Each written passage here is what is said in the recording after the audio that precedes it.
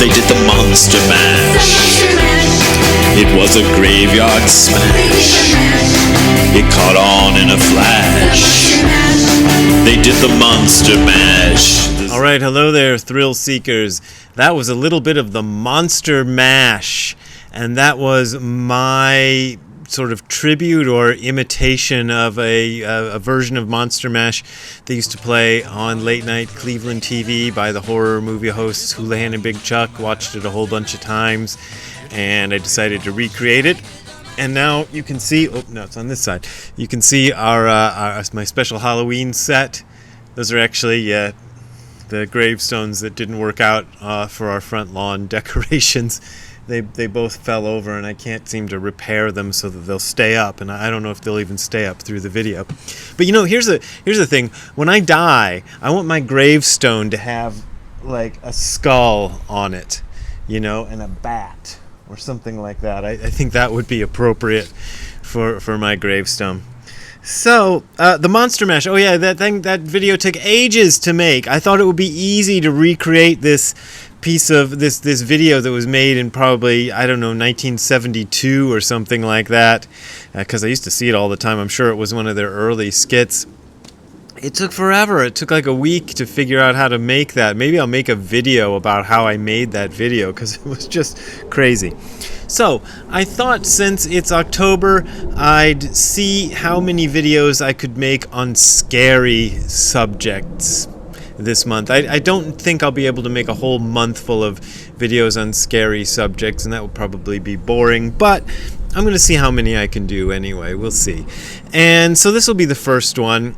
And I did this topic, I don't know if I did it last year or one year during October. I did the topic of, should Buddhists watch horror movies? And I thought I'd revisit that topic and see if I could say something else about it. I didn't go back and watch my first video, so I don't know if I'll repeat myself or what. But it's an interesting question that somebody had asked me a few years ago. Nobody's asked me this year. Maybe they all watched the video. But should Buddhists watch horror movies? Now, here's my background with horror movies. Let me show you a few things. This is, I think, one of the first books I ever owned. This isn't the copy I actually owned. I had to go back and find another copy of it because my original was lost. But this is something, my mom bought me a copy of this book back when we lived in Kenya, so I must have been 8 or 9 years old, I suppose. Maybe 10. And it's got a great cover, and it's a British book about horror movies, and it's got okay, I'm going to show you the most horrible picture in this book. Because I always used to not look at this page. There you go. I mean, it's all makeup and stuff, but I just couldn't stand looking at that page because it just looked so horrifying. This is the page that I looked at over and over, the page with all the Godzilla pictures and the Japanese monster pictures. I love that. So, the point I'm trying to make here is into horror stuff at an early age. So, you know, when I was 8 or 9 or maybe 10 years old, my mom already knew that I would love this book called Horror Movies, so she bought it for me, maybe for Christmas, I don't remember. And here is probably the first book, as far as I know, that I'm mentioned in. This came out in 1998 by Stuart Galbraith, is he the third? No, the fourth. Stuart Galbraith the fourth. I guess we're friends. I was going to say my friend Stuart Galbraith. We used to be friends. And he mentions me right here because he wrote this book about Japanese monster movies, and I let him stay at my apartment, and I also arranged a lot of the contacts. A lot of the interviews that he does in this book are through contacts he made via me, because I knew a lot of people who worked in the Japanese monster movie business. This book is hard to find these days. It's out of print, but it's well worth getting. I would say it's probably one of the best books. The books by Steve Reifel and Stuart Galbraith and August Ragone are the best books on Japanese monster movies, if you ask me. So, just to give you a little bit more of my horror bona fides, this is the cover of the 7-inch. I think this came out in 2000.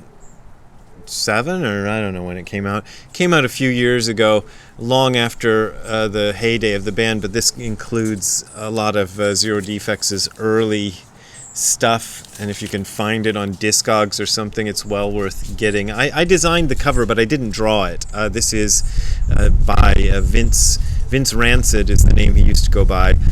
He's also, his real name is Vince Packard. He's an artist in Akron and the son of also another famous Akron artist. Can't remember his dad's name.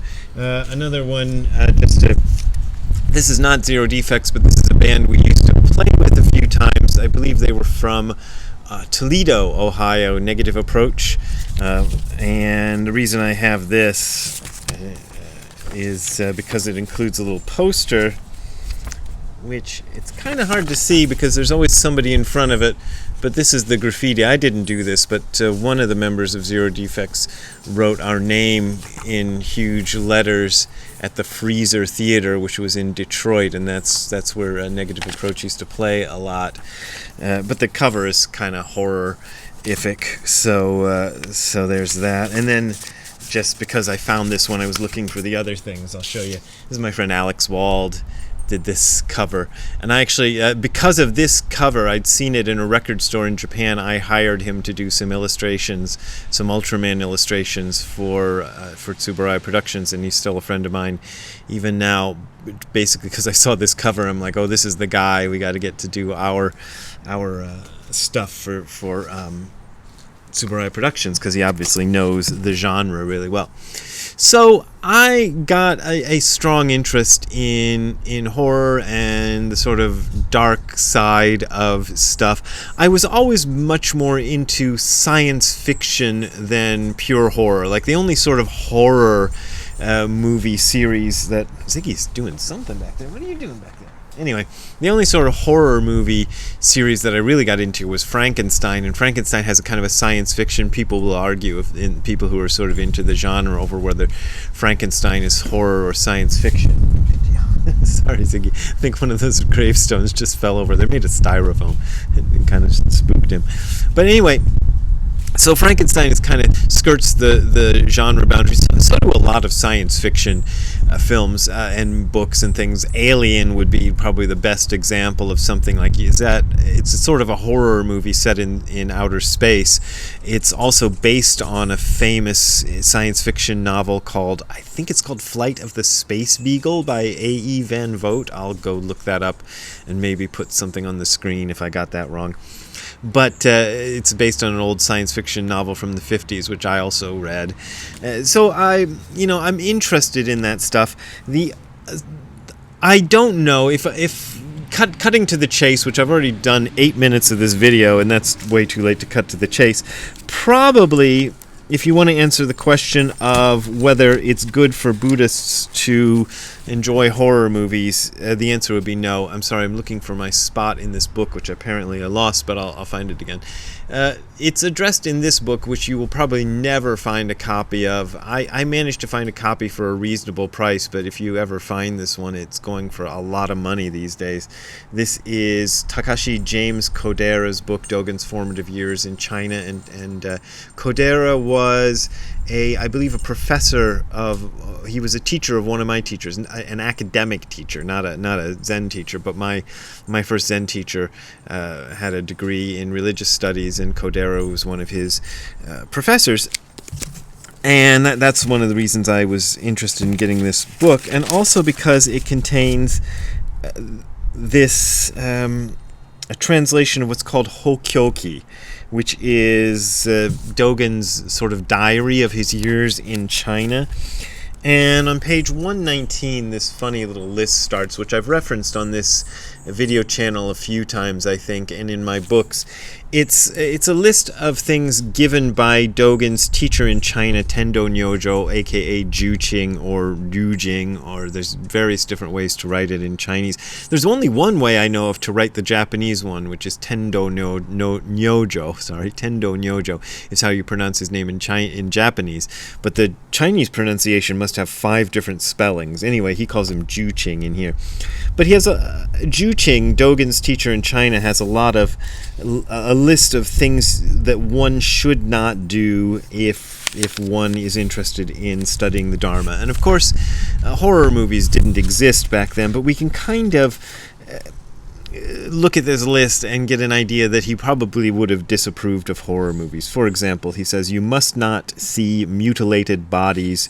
You must not pay attention to such debased affairs as sensual indulgence between a man and a woman, which actually happens a lot in horror movies.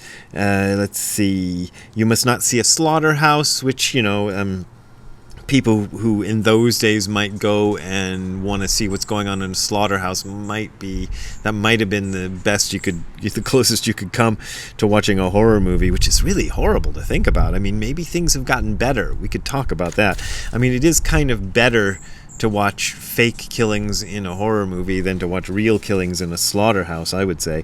Do not go to hear clamoring and deafening noise or to see herds of pigs and sheep. I don't know why, but clamoring and deafening noise, that might be. Here's another one.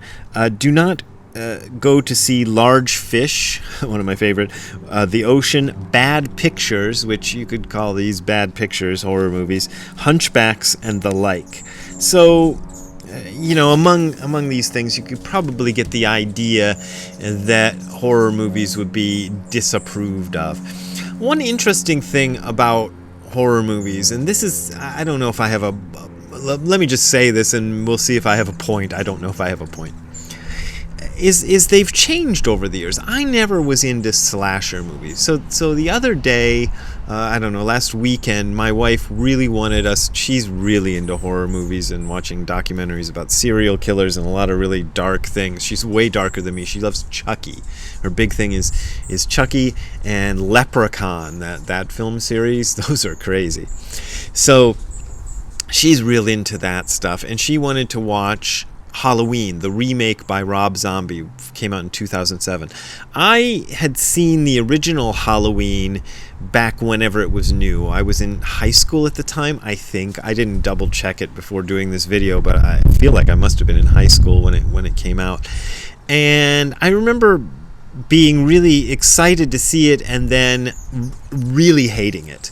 And I don't remember anything else about the movie except that I hated it. That it was just so not what I wanted out of a movie-going experience, and I really disliked it. I don't even know why. Probably because it was just a lot of jump scares and a lot of blood and stuff, and there wasn't much to think about in that film. Yeah, what I liked about science fiction is that there were often interesting ideas in it, in among the other things, and there was nothing to this. Now, here's the point, or sort of point.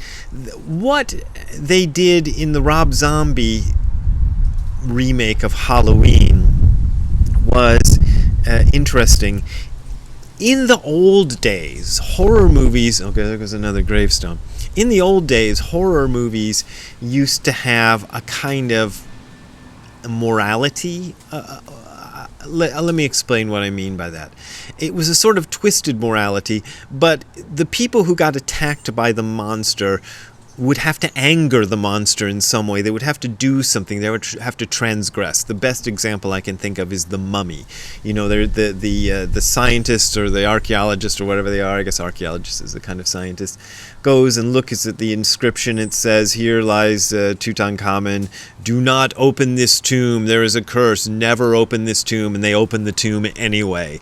And then the mummy attacks them. So something happens. Even the old movies or the early sort of slasher movies where the kids will be like in a summer camp or something and then get attacked by the monster or the bad guy, they usually had something they did. They desecrated the house. They went, the house was owned by an old man who died and now it's abandoned and they shouldn't go in there, but they go in there and they drink beer and they party and they fornicate and they smoke pot, and then the attack comes as retribution. So there's something to it.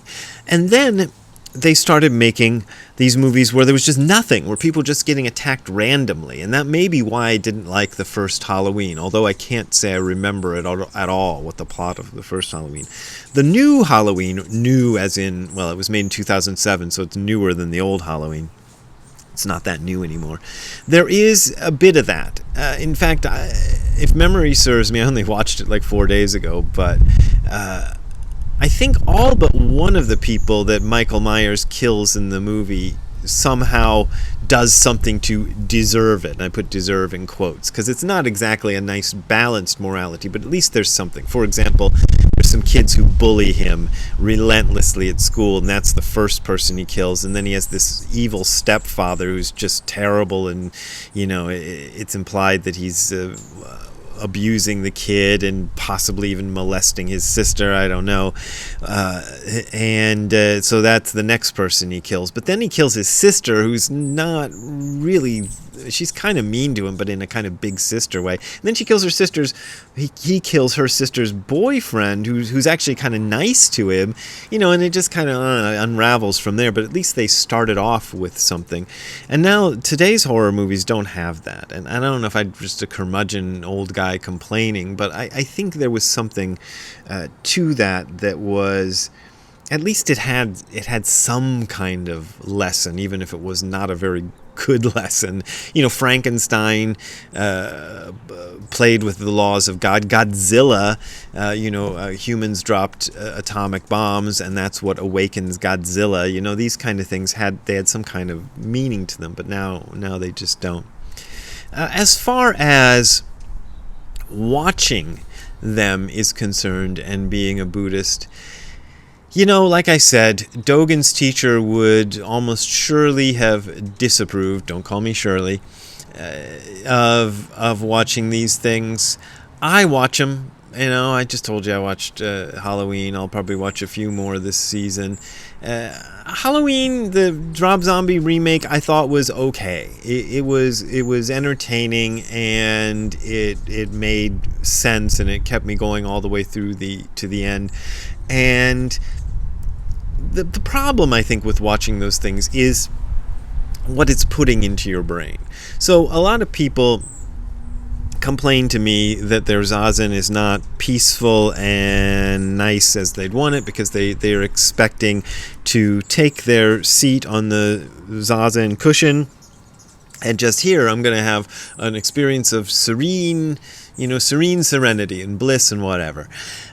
And they don't have that. And one of the reasons you're not having that, and I'm not having that, and a lot of us aren't having that, is because we're putting all sorts of images and stuff in our brain.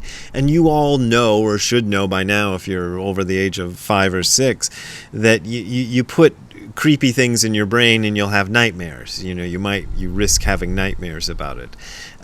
It's the same with zazen. All that stuff, all that creepy, gory stuff and whatever that you put in your brain is going to start to come out during zazen, because the filters are open. And you might not recognize it as being that horror movie that you watched a few days ago, but a lot of it is, because it sets up a kind of, it gets the brain active and going. And so that stuff has got to, all that energy you're putting in there has got to dissipate somehow. And zazen is often the place where that dissipates. I don't think that watching horror movies inclines you to do horrible things. I think it's probably a way of confronting our fears of death and disease and things like that, and we kind of put it up on the screen. And as I said earlier, in Dogen's time, it seems that people would go to a slaughterhouse and watch animals being slaughtered for entertainment. I mean, why would he admonish monks not to do that? And I don't think most of us would ever think of doing that now. So maybe we've grown a little bit in some ways. Maybe humanity has improved in that I'm watching Rob Zombie's Halloween, and I know all the blood is just Cairo syrup with red dye in it, and that the knives aren't real, and that no people or animals were harmed during the making of this film, that everybody just probably had a good time and got paid, and it was probably fun. I actually was in a horror film called Zombie Bounty Hunter MD, and I'll put a link to it below. It's by my friend Piruz Kalea, and it's a zombie movie. And that movie uses zombies to make a metaphor about this kind of thing that both Piruz and I used to talk about a lot at the time the movie was made, which is this kind of phony altruism, which is big on the internet. People going out and pretending to be like, we're saving the world, when really they're just phonies trying to make money off of whatever tragedy they're supposedly trying to solve.